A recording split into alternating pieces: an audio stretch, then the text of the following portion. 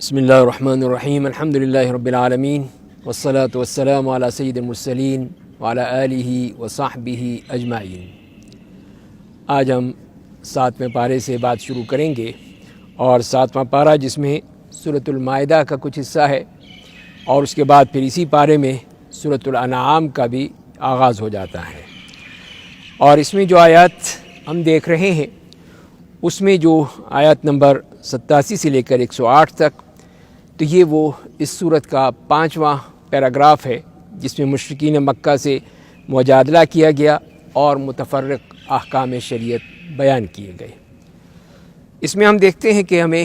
جو احکام دیے گئے ہیں کہ مسلمانوں کو پاک چیزوں یعنی طیبات کو حرام ٹھہرانے سے ممانعت کی گئی ہے، غیر شعوری قسموں کا مواخذہ نہیں ہوگا، البتہ شعوری یعنی سوچ سمجھ کے اگر کوئی قسم کھاتا ہے تو اس کا مواخذہ ہوگا، اسی لیے ان شعوری قسموں کا کفارہ بھی لازم ٹھہرا دیا گیا۔ اور اس کفارے میں جو بتایا گیا ہے کہ 10 مسکینوں کو کھانا کھلایا جائے، یا ان کے کپڑے ان کو دیے جائیں، یا ایک غلام آزاد کرنا ہوگا، اور ممکن نہ ہو تو 3 روزے رکھنا ہوں گے۔ اسی طرح یہ بھی حکم دیا گیا کہ شراب، جوئے، آستانے، پانسوں کے تیروں کے ذریعے سے شیطانی اعمال کرنا، یہ سب نجس ہیں، ناپاک ہیں، ان سے بچنے سے حکم دیا گیا۔ اس سے پہلے سورہ بقرہ کی آیت نمبر 219 میں اور سورہ نساء کی آیت نمبر 43 میں بھی احکام آئے ہیں، لیکن وہ تدریجی احکام تھے جس میں حرمت کا ذکر نہیں تھا۔ تو سورۃ المائدہ میں یہ حرمت کا ذکر ہمیں ملتا ہے، اور اس سے بالکل قطعی طور پر شراب کو حرام قرار دے دیا گیا، اب اس کی اجازت نہیں ہے۔ احرام کی حالت میں خشکی کے شکار کو حرام ٹھہرایا دیا گیا، اور جان بوجھ کر اس حالت میں جو شکار کرتا ہے اس کے لیے کفارہ تجویز کیا گیا، اور البتہ جو بحری شکار ہے، سمندر کا شکار ہے، اس کی اجازت دی گئی۔ مزید ہم دیکھتے ہیں کہ مشرکین کے جرائم اور ان سے جو مجادلہ کیا گیا اس پر ہمیں آیات ملتی ہیں، اور مشرکین کو بتا دیا گیا کہ ان کے جو خود ساختہ حلال و حرام کے طریقے ہیں جو انہوں نے کیے ہیں اس کی کوئی اجازت نہیں ہے، اس کو سختی سے منع کر دیا گیا، جس میں وہ بحیرہ ہے، سائبہ ہے، وسیلہ ہے، حام ہے، کہ جو مختلف جانوروں کو انہوں نے بہت ہی پاک اور مقدس بنا لیا تھا، اس کی حرمت کا ذکر فرما دیا گیا کہ اللہ کے ہاں ان کا کسی قسم کا کوئی ذکر نہیں ہے، ان کے بارے میں کسی قسم کی کوئی شریعت نہیں ہے، سب ان کی خود ساختہ باتیں ہیں۔ اور اسی طرح مشرکین کی جو اوہام پرستی تھی اس کا بھی رد کیا گیا، اور اس کے بارے میں بتا دیا کہ اصل چیز وہ ہے جو ما انزل اللہ، جو اللہ نے نازل فرمائی ہے، اس کی وضاحت کی گئی ہے۔ تو اسی طرح پھر ہمیں یہ بتا دیا کہ باپ دادا کی اندھی تقلید کے بجائے ہمیں اس چیز پہ عمل کرنا ہے جو کہ ہمیں اللہ تعالیٰ کی طرف سے دی گئی ہے، شریعت کی صورت میں آئی ہے۔ اور اس کے بعد ہم دیکھتے ہیں کہ وصیت کے احکام دیے گئے، وصیت کے ساتھ ساتھ قانون شہادت کے احکام دیے گئے، اور آخری پیراگراف میں عیسائیوں کو دعوت توحید دی گئی ہے، اور اس میں یہ بتایا گیا کہ قیامت کے مناظر جب پیش کیے جائیں گے، اور جو اس میں جو قرآن نے ذکر کیا ہے اس کے بارے میں اللہ تعالیٰ اور عیسیٰ علیہ السلام کا مکالمہ نقل کیا گیا ہے، عیسیٰ کے معجزات نقل کر کے عیسائیوں کو قیامت کے عذاب سے ڈرایا گیا۔ اور اسی طرح پھر ہم دیکھتے ہیں کہ عیسیٰ کے حواریوں کی طرف سے دسترخوان کا مطالبہ کیا گیا، تو اللہ تعالیٰ نے یہ فرمائش بھی معجزے کے طور پر ان کی پوری کر دی۔ آیت نمبر 73 کے حکم کے مطابق جو وہاں پر کہا گیا تھا کہ جو انہوں نے کہا تھا کہ اللہ تعالیٰ 3 خداؤں کے مجموعوں میں سے تیسرا ہے، ان اللہ ثالث ثلاثہ کہا تھا، اس کی تفصیل بیان کر کے یہاں عقیدہ تثلیث کی دوبارہ پھر تردید کی گئی، اور آخر میں عیسائیوں کو بتایا گیا کہ قیامت کے دن توحید پرست سچے لوگوں کو توحید کی سچائی فائدہ دے گی، جو فرمایا گیا ہے کہ یوم ینفع الصادقین صدقہم، اور موحدین جنت میں داخل کیے جائیں گے۔ یہاں پہ سورہ مائدہ مکمل ہوتی ہے۔ اس کے بعد ہم دیکھتے ہیں کہ سورۃ الانعام کا آغاز ہوتا ہے۔ تو سورۃ الانعام کو بھی اگر ہم دیکھیں تو اس کے جو کچھ حصے یہاں ملتے ہیں، اس میں آیت نمبر 1 سے لے کر 110 تک، اور مکمل طور پر سورہ انعام کی اگر ہم 7 حصوں میں تقسیم کریں تو جو پہلا حصہ ہے وہ آیت نمبر 1 سے لے کر 73 تک، جس میں مشرکین مکہ سے مناظرہ اور مجادلہ کر کے ان کے خلاف فرد جرم عائد کی گئی ہے۔ اور اس پیراگراف میں جو ہم دیکھتے ہیں کہ پہلے اللہ تعالیٰ کا تعارف ہے کہ وہ خالق ارض و سما ہے اور انسان کو مقررہ وقت تک وہی زمین پر رکھے گا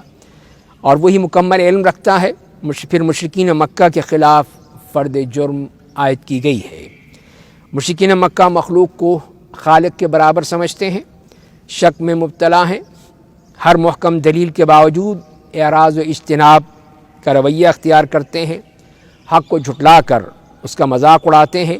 قرآن کو کھلا ہوا جادو سمجھتے ہیں۔ رسول اللہ صلی اللہ علیہ وسلم پہ اعتراض کرتے ہیں کہ ان کے اوپر فرشتے کیوں نہیں اتارے گئے، یہ منکر آخرت ہیں، انہیں قیامت کے دن اللہ تعالیٰ جمع کرے گا۔ یہ لوگ ضدی اور ہٹ دھرم ہیں، کسی دلیل پر غور نہیں کرتے ہیں، قرآن کو پچھلے لوگوں کی کہانیاں سمجھتے ہیں اور کہہ کر ٹال دیتے ہیں، اور قیامت کے دن پھر یہ نادم و شرمسار ہوں گے۔ منکر آخرت ہیں، صرف دنیا کی زندگی کو تسلیم کرتے ہیں، آخرت کو نہیں مانتے، حسی معجزات کا مطالبہ کرتے ہیں۔ اللہ تعالیٰ کی قدرت، طاقت، ولایت اور اختیار کو ثابت کیا گیا ہے کہ وہی نفع اور نقصان کا مالک ہے، اور اس قرآن کے ذریعے انہیں خبردار کر دیا گیا ہے۔ مشرکین مکہ کے سامنے توحید کے آفاقی دلائل رکھے گئے، پھر انفس کے دلائل رکھے گئے کہ انسان عذاب کے موقع پر غیر اللہ کو بھول جاتا ہے اور اس وقت پھر اللہ تعالیٰ ہی کو پکارتا ہے۔ پھر تاریخی دلائل دیے گئے کہ سخت دل قوموں کے پہلے دکھ کے امتحان ہوتے ہیں، اس میں مبتلا کیا جاتا ہے، پھر سکھ کے امتحان اور بالآخر انہیں ہلاک کر دیا جاتا ہے، اور ظالم قومیں ہی ہلاک کر دی جاتی ہیں۔ منصب رسالت کی وضاحت کر کے اللہ اور اس کے رسول کی صفات کا فرق واضح کیا گیا۔ اللہ تعالیٰ کی طرف سے تمام رسول لوگوں کو خوشخبری دینے کے لیے اور خبردار کرنے کے لیے بھیجے جاتے ہیں۔ ان کے پاس خزانے نہیں ہوتے، غیب کا علم بھی صرف اللہ کو ہوتا ہے، بلکہ وہ صرف اور صرف اللہ کی وحی کی پیروی کرتے ہیں۔ اور پھر اس کے بعد ہم دیکھتے ہیں کہ اگلی آیت میں رسول اللہ صلی اللہ علیہ وسلم کو حکم دیا گیا کہ صبح شام اللہ کی خوشنودی حاصل کرنے کے لیے صحابہ کا ساتھ نہ چھوڑیں اور ان کو ہی اپنے ساتھ رکھیں۔ نبی کریم صلی اللہ علیہ وسلم کو بھی یہ کہا گیا کہ من دون اللہ کی عبادت آپ نہیں کریں گے۔ رسول کے پاس قوموں کو عذاب دینے کا اختیار نہیں ہوتا، بلکہ اللہ کا اختیار ہے۔ اگر یہ اختیار ہوتا تو ان کا فیصلہ چکا دیا جاتا اور یہ مسئلہ ہی ختم ہو جاتا۔ غیب کے خزانوں کی چابیاں بھی نبی کریم صلی اللہ علیہ وسلم کے پاس نہیں ہیں، بلکہ ان کا علم صرف اللہ کے پاس ہے۔ اللہ تعالیٰ ہی موت دیتا ہے۔ رسول اللہ صلی اللہ علیہ وسلم کو ان ضدی لوگوں سے اعراض کرنے کی ہدایت دی گئی جو دنیا کے لہو و لعب میں مبتلا ہیں، اور ان کا ٹھکانہ جہنم ہے۔ نبی من دون اللہ سے دعا بھی نہیں کر سکتا، نفع و نقصان کا اختیار نہیں رکھتے۔ نبیوں کو مطیع ہو جانے، نماز قائم کرنے اور اللہ کا تقوی اختیار کرنے کا حکم دیا گیا۔ حکیم و خبیر با اختیار اللہ قیامت برپا کرے گا، یہ اسی کا ہی اختیار ہے۔ اس کے بعد دوسرے حصے میں دوسرے پیراگراف میں آیت نمبر 74 سے 94 تک ہم دیکھتے ہیں کہ اس میں یہ بتایا گیا کہ انبیاء کرام کی دعوت توحید کیا ہے، اور اسی کی روشنی میں یہ ہمیں چیزیں بتائی گئیں۔ مشرکین مکہ کو سمجھایا گیا کہ انہیں حضرت ابراہیم کی زندگی سے سبق حاصل کر کے اپنے باپ دادا کے عقیدہ شرک کو ترک کر کے عقیدہ توحید اختیار کرنا چاہیے۔ حضرت ابراہیم علیہ السلام نے ہر تکلف کو بالائے طاق رکھتے ہوئے اپنے والد اور اپنی قوم کو صاف صاف کہہ دیا کہ میں آپ لوگوں کو سری گمراہی میں پاتا ہوں، انی اراک وقومک فی ضلال مبین۔ حضرت ابراہیم نے غور و تدبر سے کام لے کر پہلے ستاروں کو خدا ماننے سے انکار کر دیا،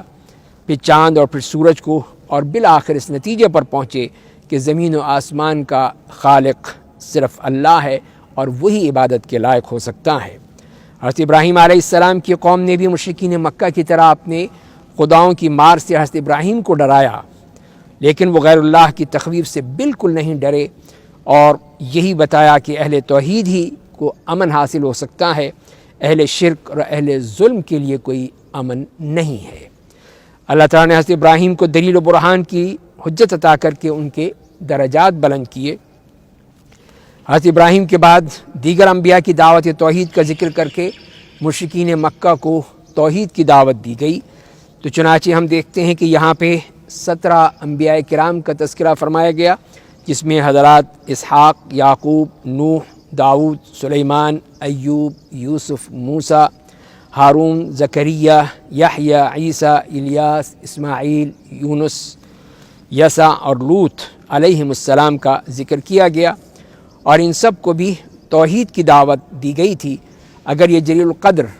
انبیاء کرام بھی اگر شرک کریں گے تو ان کے اعمال بھی ضائع ہو جائیں گے۔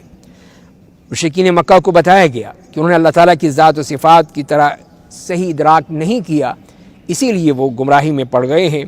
جیسے کہ اس کا حق ہے کہ اس کو صحیح طور پہ اس کی توحید کو سمجھا جائے، اور وہ صرف اور صرف وحی کی روشنی میں ہی ممکن ہے۔ تورات کے بعد قرآن کی صورت میں بھی اسی مبارک وحی کا نزول ہوا ہے، اور تاکہ ام القریٰ یعنی مکہ مکرمہ اس کے اطراف و اکناف کے لوگوں کو خبردار کیا جائے۔ قریش کے لوگ متکبر اور مفتری ہیں، جو کہ